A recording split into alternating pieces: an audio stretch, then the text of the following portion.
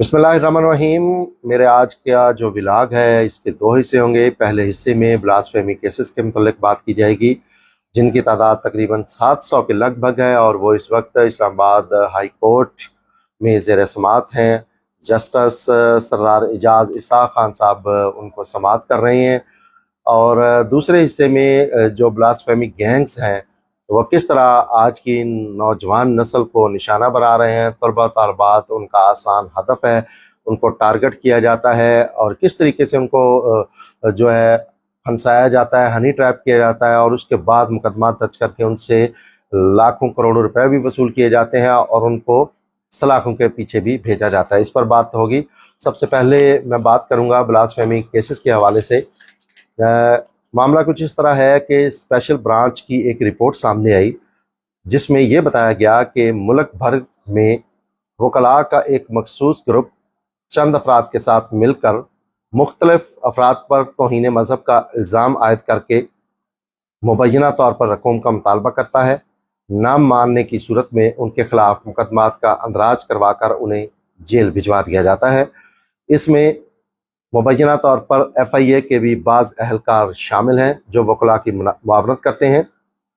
इस हवाले से national commission for human rights की भी एक रिपोर्ट सामने आई है जिसमें इन इल्ज़ामात को दुरुस्त माना गया। रिपोर्ट में यह भी कहा गया कि इस ब्लास्फेमी बिजनेस की वजह से बेशतर अफराद गिरफ्तार हैं जिन्हें हनी ट्रैप के ज़रिए इन केसेस में मुलव्वस किया गया। ये ब्लास्फेमी ग्रुप अब तक 400 अफराद के खिलाफ मुकदमा दर्ज करवा कर उनको जेल भिजवा चुका है। जब ये रिपोर्ट बनी थी उस वक्त उनकी तादाद 400 थी, लेकिन अब जब हाई कोर्ट में केस चल रहा है तो उस वक्त जो तादाद सामने आई है वो शायद 700 के लगभग पहुंच चुकी है।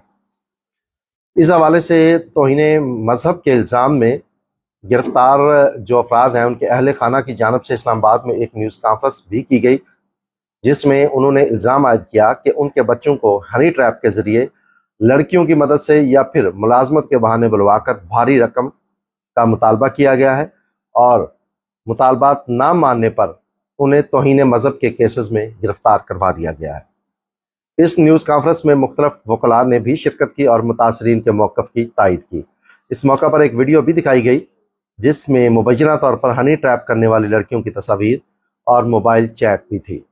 इस न्यूज़ कॉन्फ्रेंस में वकला जो शामिल थे उनमें ईमान मज़ारी, उस्मान वड़ाइच और राना अब्दुल हमीद ने दावा किया कि ब्लास्फेमी ग्रुप अब तक 400 अफराद के खिलाफ मुकदमा दर्ज करवा चुका है और उनको जेल भी भिजवा चुका है। उनमें से 5